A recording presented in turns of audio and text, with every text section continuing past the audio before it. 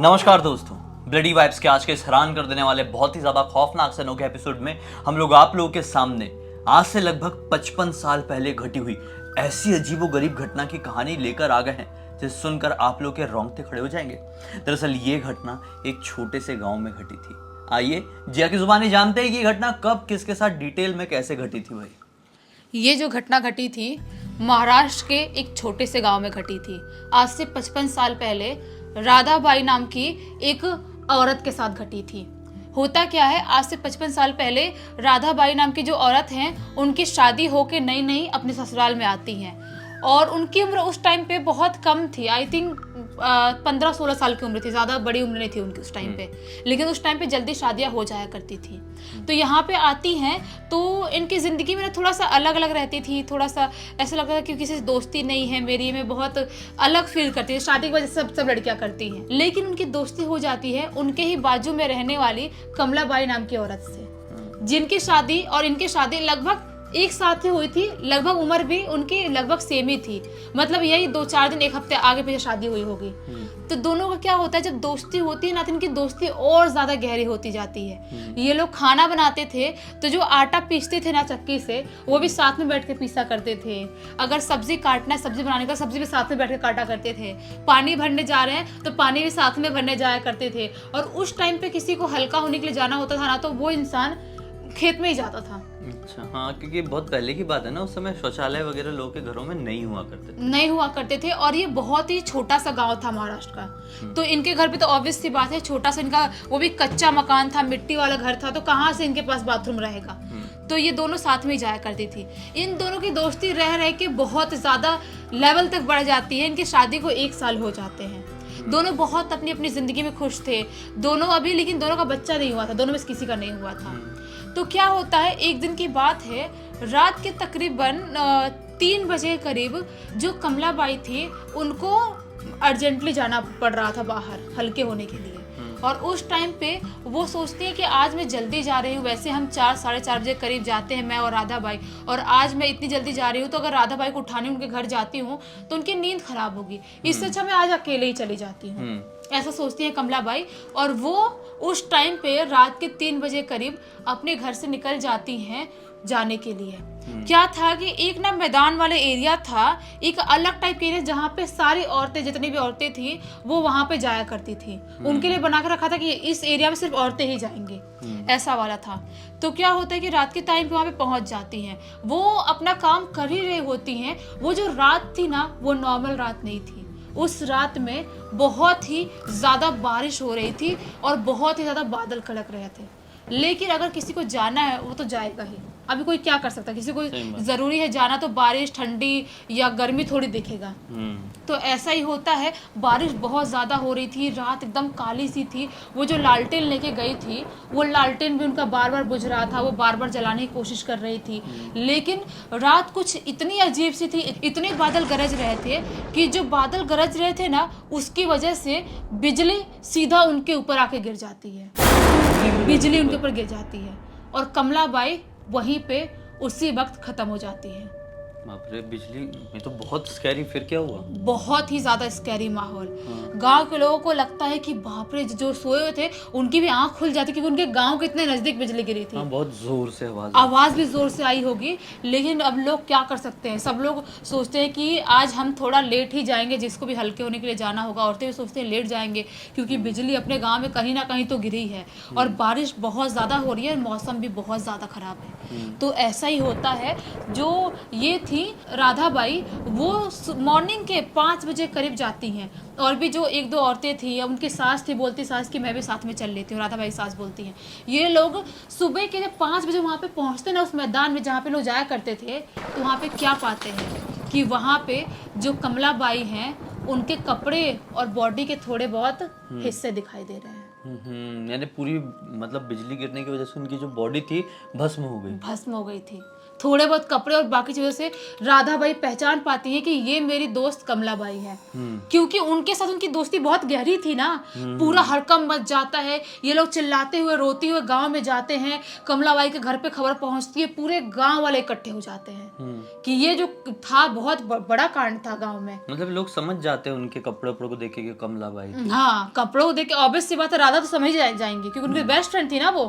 तो ऐसा होता है। उसके बाद कमलाबाई के घर वाले आते हैं, उसके बाद जो भी उनके अवशेष थोड़े बहुत थे वो ले जाते हैं, उनका अंतिम संस्कार करते हैं। और उसके बाद से जो राधाबाई थी उनकी जिंदगी पूरी तरह से बदल जाती है वो रात की वजह से, क्योंकि वो पूरी तरह से डिप्रेशन में चली जाती हैं, पूरी तरह से गम में चली जाती हैं। वो खाना बनाने जा रहे हैं तो उनका दिल नहीं लग रहा है, उनको गंदी गंदी फीलिंग आ रही है, अजीब सा लग रहा है, उनको लग रहा है कि मेरी दुनिया में कुछ है ही नहीं मेरे लिए। बेस्ट फ्रेंड के साथ हुआ है। हाँ, बेस्ट फ्रेंड वाली बात थी। तो उसके बाद वो खाना बनाने का मन नहीं कर रहा, पानी भरने जा रही हैं तो अकेले जा रही हैं।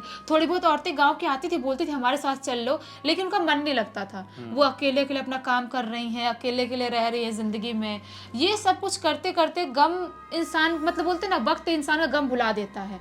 ये सब कुछ करते करते 2 महीने बीत जाते हैं। 2 महीने तक अभी राधा भाई थोड़ा बहुत गम भूल गई थी, अच्छा खासा गम भूल गई थी, थोड़ी बहुत और दूसरी औरतों से दोस्ती हो गई थी, उनके साथ काम हम करने लगी थी, अपने पति के साथ खेत में भी हाथ बटाती थी काम करने के लिए। उनके पति जो थे ना वो पंडित थे एक वहाँ पे गांव के मंदिर में, राधाबाई के पंडित थे वो, तो वहां पर भी जाया करती थी मंदिर में भी। तो धीरे धीरे करके इनका मन लगने लगा था। लेकिन एक दिन की बात है, रात के तकरीबन 1:30 या 2 बजे का टाइम हो रहा था और उस वक्त पे इनको अर्जेंटली जाना पड़ा। मतलब उनको ऐसा लगा कि अब मुझे जाना पड़ेगा। अच्छा, उनको वैसे। हाँ, राधाबाई को ऐसा लगा कि इस टाइम मुझे जाना पड़ेगा क्योंकि अभी मैं नहीं कंट्रोल कर पाऊंगी 5 बजे 4 बजे तक।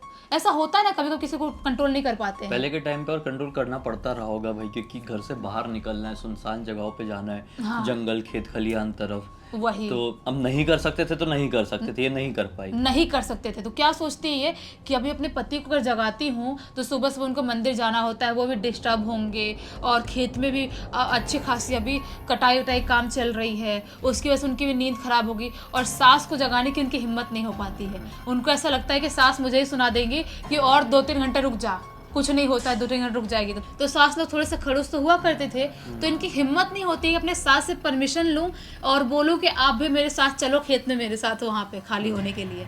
वो नहीं बोल पाती हैं, नहीं बोल पाती है, और वहाँ से वो अकेले को अपने घर से निकल जाती हैं उस मैदान में जाने के लिए जहाँ पे कमलाबाई के साथ कांड हुआ था, और सारी औरतें गांव के वहाँ पे जाया करती थी। मतलब गांव वालों ने डिसाइड किया हुआ कि ये एरिया है भाई, यहाँ पे सिर्फ औरतें ही जाएगी, आदमी नहीं जाएगा। हाँ, ऐसा वाला था। वो अपना लालटेन लेके एकदम सुनसान अंधेरी काली रात में निकल जाती हैं और उस मैदान में पहुंच भी जाती हैं। वहां पे पहुंचती साइड में अपना लालटेन रखती हैं और अपना काम करना स्टार्ट कर देती हैं। तभी उन्हें अचानक से दिखाई देता है कि दूर से कोई लालटेन लेके उनके पास चलता हुआ आता हुआ दिखाई दे रहा है।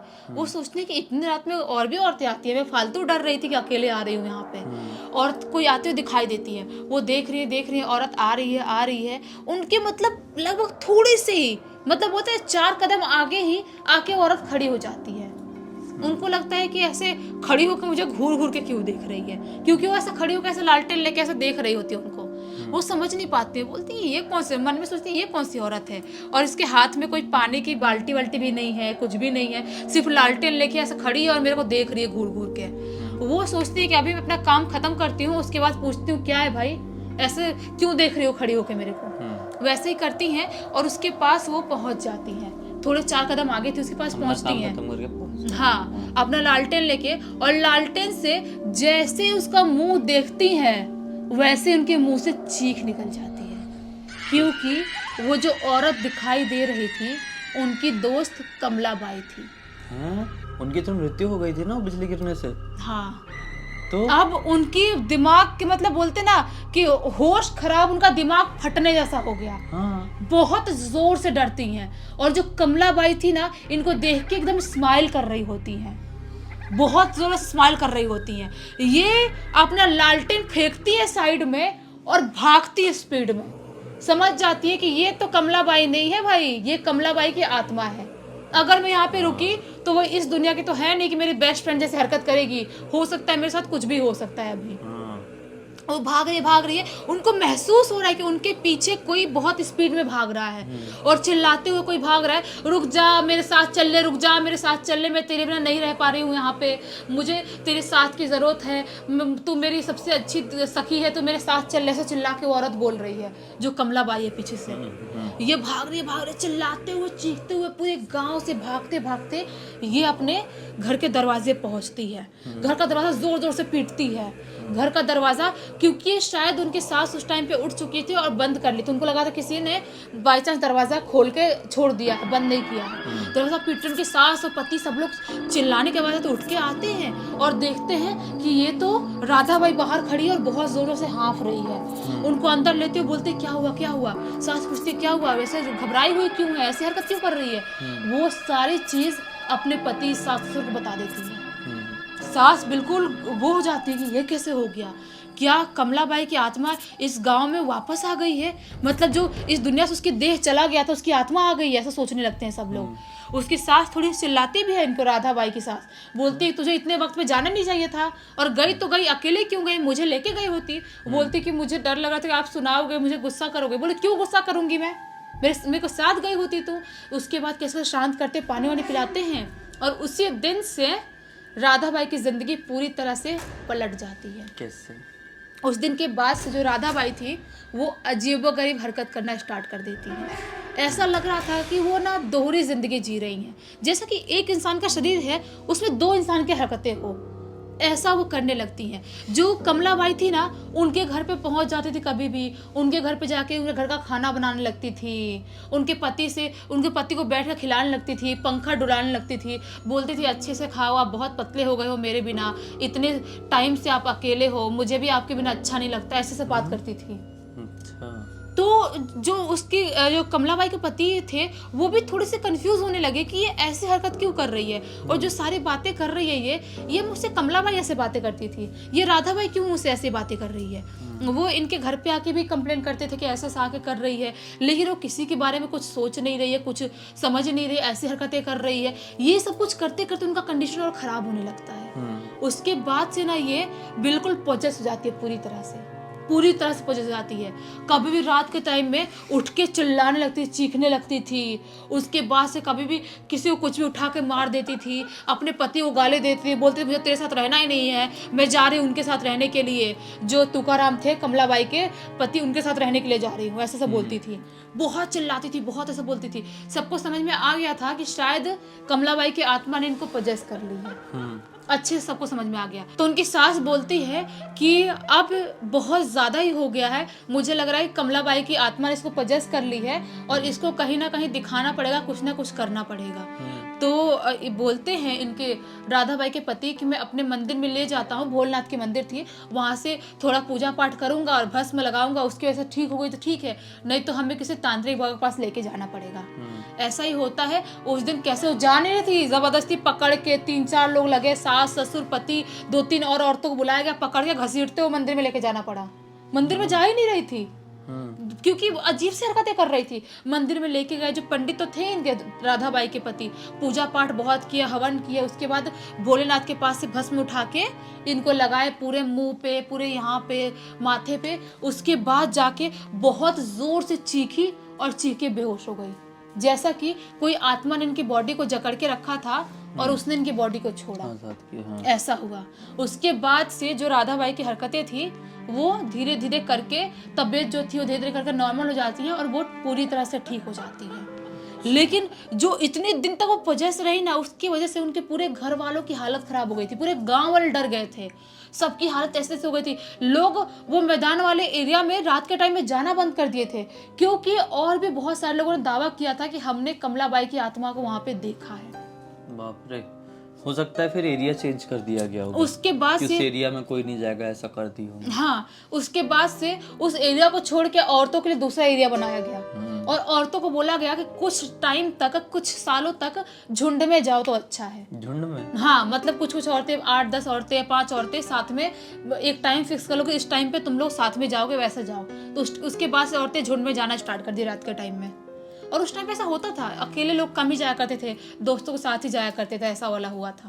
बाप रे, आज इस घटना को 55 साल बीत चुके हैं। लेकिन फिर भी ये जो घटना है उन लोगों के परिवार में आज भी ताजा है। हाँ। ऐसा लगता है कि बस अभी की ही तो बात है। ये पूरी की पूरी घटना की जानकारी राधा जी की पोती भक्ति ने हमें इंस्टाग्राम पर लिखकर भेजी। कही कि पूरी दुनिया को बताओ, सीख के साथ साथ एक मनोरंजन भी दो। तब तक इस वीडियो को देख लिए हैं तो लाइक जरूर कर देना, चैनल को सब्सक्राइब करके बेल आइकन दबा के ऑल के ऑप्शन में क्लिक करना है, क्योंकि इसी तरह के हैरान कर देने वाले खौफनाक वीडियोस डेली आप लोगों के सामने लेके आते रहते हैं। इंस्टाग्राम के लिंक इस वीडियो के डिस्क्रिप्शन बॉक्स में जाइए, क्लिक करके डायरेक्टली वहां पर पहुंच जाना। और इसी तरह की कोई भी कहानी, टॉपिक या जानकारी आप लोगों के पास भी है तो लिख भेजना। हो सकता है हमारा अगला वीडियो कल आप लोगों के हिसाब से बन रहा हो। तो चलिए कल फिर से मिलते हैं, तब तक के लिए बहुत बहुत धन्यवाद। आप लोगों का दिन शुभ।